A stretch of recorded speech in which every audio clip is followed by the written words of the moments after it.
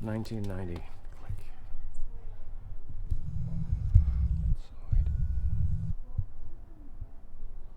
The other thing too about the Click was when they are valuable. See, that's the Click. They roll deep. Damn. Okay. First heard the Click, they weren't even the Click. They were MVP, Most Valuable Players. And Sugar T was not there with them in this. So this one came out in '88, and that was the first single. Thought I Could Trust a Girl, The King's Men, Sugar and Spice, Honey Boom. That one with Sugar T on there guesting. Anyway, so that was what led to the formation of the Click, and over City Hall Records, who I started going over to. This is from the mid '80s onwards, and I would get advanced promo copies of different records. So they used to distribute all of the early Sick With It Records ones and send them out. And then Solar Music Group would send out the things, and this was St. Charles, who was E-40's uncle, I believe, ran this. And the thing about the Click, E-40 and then of course, Let's Side. And then of course they got signed to Jive Records. And the thing about was quite different for unlike anything anyone had ever heard. But once they got into it and they realized that not only was his voice unique, but his whole slanguage, everything he said, they totally got into it, because it's just like, it transcends just like some artists making music. It was like a whole sort of a culture with its own language, literally. But anyway, from a business point of view, what I admire so much about E-40 and the Click was these guys hustled their asses off. So from when I met them, this is like the pre-Jive, before they got signed to the major label, and they were running their own thing and making lots of money. Again, because they took all of the profit. And the whole rap game, the independent rap game was revolutionary here in the Bay Area.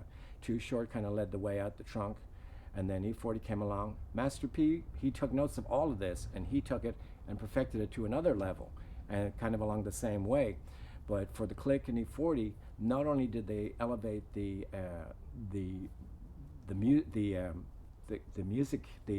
business game, by doing all this, but artistically they were also just sort of taken to another level. And in a way, it was sort of good that they got signed, so that they didn't have to worry with all the day-to-day business things from running a label. And the Click, I think, and it's amazing how E-40 and like Too Short are still around today and still relevant today, and what influential artists they will forever be. First time listening to the Click. What album was that? Down and Dirty. Down and Dirty. It had to be years later after they dropped that album, because I wasn't even up on them yet. But they were another bunch of pioneers, in the Bay Area rap game, where everybody told me, oh, they got that album out of the trunk of their car. E-40 and Be Legit, the Click just pulling up, to whatever function it was, whether it be Hoop It Up or, just some simple mall function. They're just passing their CDs out late at night or something. After a club, they were those guys, Down and Dirty, the Click. First of all, shout out to Earl Stevens, Be Legit, D-Shot, Sugar T, the whole family. Me childhood, man. But yeah, it's probably CMC. But I could even remember hearing they shit at the A's games in the little BART tunnel and the BART station and all that. It's probably out there selling the tapes. Hopefully everybody got paid. Them bootleggers. But anyway, man, motherfuckers don't even remember what bootleggers is nowadays, I'm sure. But yeah, the Click, CMC used to always be bumping that shit. That Tired of Being Stepped On video. But as far as that album go, Side Hobbs was my shit, of course, Bitch, you'll still be a tramp dog. That's my shit, But Can You Mob Your Old School?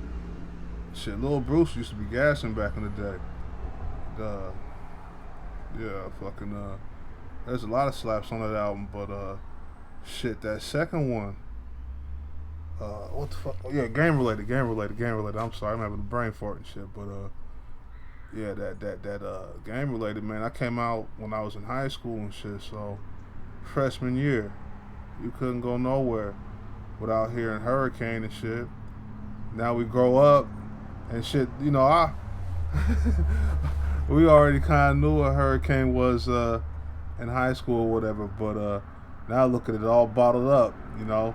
Much respect to E-40, you know, always being about his Skrilla Scratch Paper. Yeah, game related was that fucking shit though, cause like I said, that came out my freshman year, so you know, it's like the blueprint, you know. It's codes. It's like a code of conduct, that album is and shit, you know. Everything from Wolf Tickets to Hot Ones that go through the ghetto. Whole album was E-40. See, I'm a '90s baby, so like the first real E-40 songs I remember was like Hurricane. You know, like that song used to. I'm so cold. That's like, that freshman year, bruh. For me. Look like my eyes been stitched together with stitches. Yeah. You know what I'm saying? Like E-40 was going crazy, and then he also had his family, the Clique.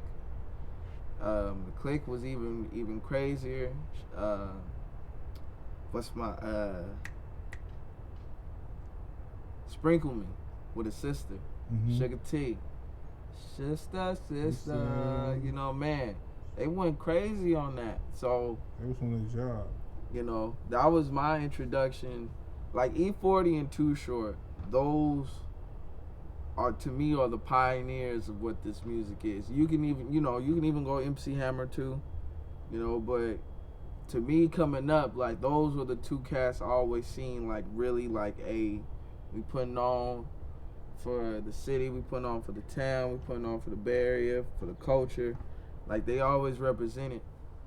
Yeah, the first time I heard the Clique, that was like when I was like, when they came out with that album, they said, I'm way out my body, way out my body. Game related, yup. Game related. What was that? What year was that? 95, I think. Man, I was That's one with Hurricane and Wolf Tickets and all that shit, right? Yeah. So I was kind of a little bit late for that because I was still a little youngster. But yeah, I was bumping that album right there, man. That shit, that whole album was dope. You know, I even gave a copy to my little brother. I'm like, look, listen to this CD, lace you up. You know what I'm saying? Listen to this shit. Just like when my uncle gave me Mac 10's album and shit. Mac 10 was dope too. But the Clique, man, they had it all together. Be Legit, the cousin, rapping. E-40 doing his thing, rapping. Sugar T, the sister, singing the hooks. D-Shot, security, filming. He into movies now. And what? Mike Mosley, Tom Capone on the beats. Yeah. So Sam Bostic too. Man, when they brought Rick Rock to the Bay, bro, from Alabama, man, that dude got slaps for days, bro. You know what I'm saying? Yeah, man, that's when I got introduced to him. The first time I ever heard of the Clique, man, I say 2002, right? That's probably before that, you know what I mean? But Flamboyant, Mr. Flamboyant, come on now, let's get it in, you know. So E-40 really held it down, you know what I mean? That's how I want to come out, you know what I mean? How they come out, you know? With the Clique, y'all came out first with the shit. Whoa. Man, I'm fucking high as fuck, man. Whoa. Hear what I'm saying? Man, that's... For the first time hearing E-40, man, oh my gosh. What song was it? I forget what song was it, but E-40, man, tell me where to go. What's this other one? It was Big Timers. Man, those was the song E-40. That's my dog. I love his music to this day. His raps is off the hook. His lyrics flow. His lyrics also remind me of the life we living today too. He's real. He's real 100. His vocabulary is off the hook. I love Right. E-40. E-40, the Mailman. I remember that album just because it was my senior year of high school. Oh shit. And I think that was the year we were able to go off lunch on campus. And, my boy Terrence, basketball teammate, football player, or whatever, and he used to bump that shit all day. We go to lunch, go to the taqueria. Yeah, we was bumping that. I want to say the whole senior year till I graduated, we were bumping that shit like every day. I remember them days. It was Driving to lunch. number feelers and E-40 back in '94. Get your feelers shoot out, man. The first time I heard the click, E-40 Be Legit, D-Shot Sugar T, Caviar Sam Bostic, Mike Mosley. We all came out around the same time. When we dropped direct from the back streets, all the distribution and all the promotion people we used to fuck with used to talk about the click. You know, we dropped around the same time. You know what I'm saying? Everywhere we went, you know what I'm saying, we was affiliated with the click. My brother, shout out to my nigga Ray Dog Mose, Ray Bones, he went to motherfucking West Sounds and bought that Down and Dirty album, the click. He brought that motherfucker home, and you know what I'm saying, back then, I'm gonna kind of snitch on myself a little bit. Back then, we used to have a weed spot popping. 1016 Alberni, House of Pain was the weed spot at the time. We used to service the whole town on weed. So we used to sit around all day and grind and just, you know, run shit. My brother went to the not T.Y. Uzi, West Sounds in East Palo Alto and ran. Once again, shout out to Eddie Tebow that owned West Sound. And he bought that Click album. He brought that motherfucker back. We used to have big ass speakers in my living room. We used to sit around all day and smoke, blow, grind and shit, get money. And he threw that motherfucking CD in, man, and you know, we bumped that motherfucker from front to back. And nigga, that was the soundtrack to our life for a minute, you know what I'm saying? And like I said, we dropped direct from the backstreet at the same time. So it was cool because back then in the Bay Area, artists used to have love for each other, you know what I'm saying? We used to be fans of each other. I remember we used to do shows. We did a show at the Stone. And the Click, E-40 and Be Legit, Sugar T and D-Shot and them came through. And we was all backstage kicking it, man. And we were just back there talking about, at that time, how we were just fans of each other, you know what I'm saying? How we used to listen to each other records and be influenced by each other's shit, you know? The Click, Down and Dirty album was one of those albums that we used to ride around all day and grind to all day and listen to that motherfucker all day. And rewind, bring that motherfucker back. And we was living our life off that shit. We was, you know, the words they was spitting on that motherfucker was blueprints to the game, you know. One of the coldest songs on that motherfucker, Dank Room. The Dank Room, bitch, where we get the draws. What that nigga Beeler say?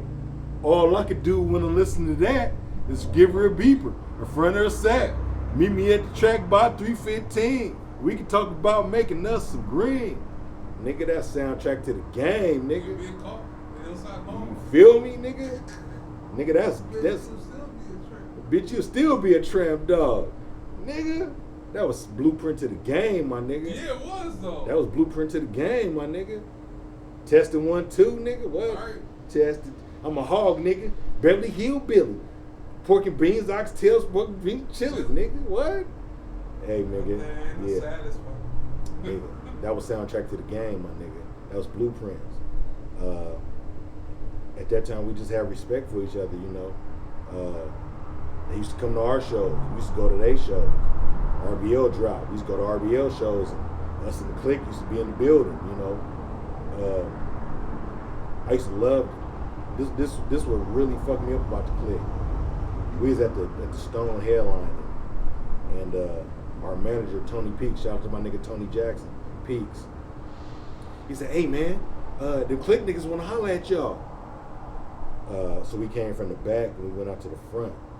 It was about 20 big football playing looking niggas with click jackets on. Deep. I mean, nigga. Them niggas was goons. We come out there and 40 be legit, D-Shot, Sugar T, and then we go out there and embrace them, gave them hugs, and we sat out there and chopped it up. We was like, yeah, 40 was like, yeah, nigga, we came out to fuck with y'all. Nigga, we fuck with y'all in the V-Town. Totally insane RBL, nigga. We fuck with y'all niggas. And we were just coming to show love. And we were like, nigga, we love y'all niggas too at the same time. And every show we used to have, we used to all come together and just show love, you know. I remember we was at we was doing the West Coast Bad Boys, Master P. We did like a dinner at the Lions in Daly City. And that's right there by where my son grew up at. My son grew up right there in Westlake District. And the Lions was right there, right there by the apartment building where my baby mama and dad used to stay at, and my son grew up at.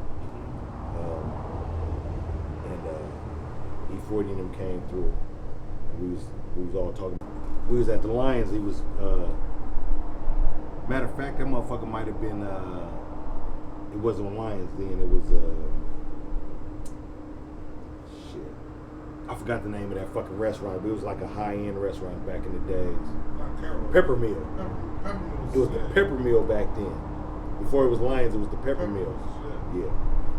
So we met at the Pepper Mill right there in Daly City or off Westlake District, right there on the corner by the freeway. And we was all in there. E-40 and them came. And Master P was putting together the West Coast Bad Boys. After the meeting, we was all sitting out the parking lot. And we was all just out there chilling. We was blowing, we rolled us some blunts, we was out there blowing. Chilling before the police came, before the Daly City police came. And 40 and Legit was laying down the plans they had. The click Down and Dirty had just came out, and they was pumping that. But they was saying, 40 was saying, yeah, I'm finna come with my solo album Federal. Then my nigga Be Legit finna come with the Savage. And you know, we finna take over the whole motherfucking game. And he was laying out the blueprint for what they was about to do. D-Shot finna come with his shit, Sugar T finna come with her shit, and we just finna, you know what I'm saying, we just finna be a conglomeration. And we was listening to that shit like, man, y'all niggas is ahead of the game. Y'all talking some futuristic shit, like. And them niggas did everything they said they was doing, you know what I'm saying? They did everything they said they was gonna do. And that's a real monumental thought for me, because E-40 was laying out his blueprint to me, and I was listening to what he was saying he was gonna do, and he did everything he said he was gonna fucking do, you know. And you know, I just like to take my shot, you know, like to give a shout out to all them niggas, 40 Legit, D-Shot, Sugar T. Them niggas had a dream, them niggas had a vision back in the beginning, and them niggas carried that shit through, you know. I wish that we would have followed them niggas in their vision and followed their blueprints like they was doing it at the time. I think we probably would have been a little further, you know, further in the game. We would have listened to them and followed their blueprints. But I like to give a shout out to them niggas for sharing the blueprint with us, because they was putting us up on game. They was lacing our boots, and we wasn't aware of what was going on. It was like futuristic pimping they was spilling out. And we wasn't aware of it at the time, you know. So I like to give a shout out to the niggas. Me and Legit had just talked like last week. He did a show at the Soul Brothers last weekend, and backstage we was talking. I was like, man, I told the nigga, I met up with him at the studio too. Shout out to my nigga King Seidel. Nigga King Seidel signed to Block Movement. And we was at Be Legit Studio out there in Paramount, somewhere in Pacheco a while back.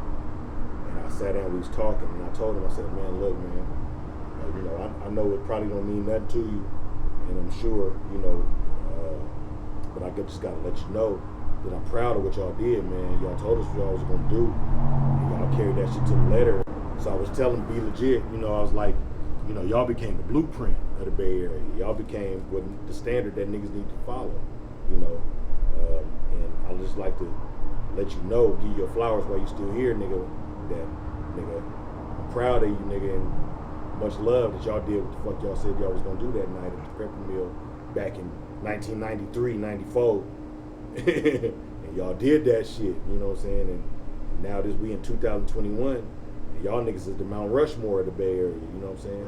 When niggas talk about the Bay, they got to mention E-40 and Be Legit in the Click and Sugar T and D-Shot, you know. Shit, if you hop in the Cutlass, you gotta Goddamn right. Yeah, the first time I heard that shit, the Click, I knew they was gonna change the game. I knew that they was gonna put the Bay Area on the map. I knew that, you know what I'm saying, and they had much respect for us too. You know, we used to all sit around, they used to say, I wish that we could have had more of those meetings where we could have sat down and really bounced off each other and really kind of like politic with each other and kind of like featured and networked with each other and blended that shit, us and RBL and the Click together. What that would have been? I know, because it was obvious y'all loved each other. Oh man, much love. Every one of them CDs, I used to buy all of them. Yeah, we was fans of each other, bro. We was fans of each other, bro. I could recite them niggas songs, lyrics from them niggas songs, you know, RBL and the Click.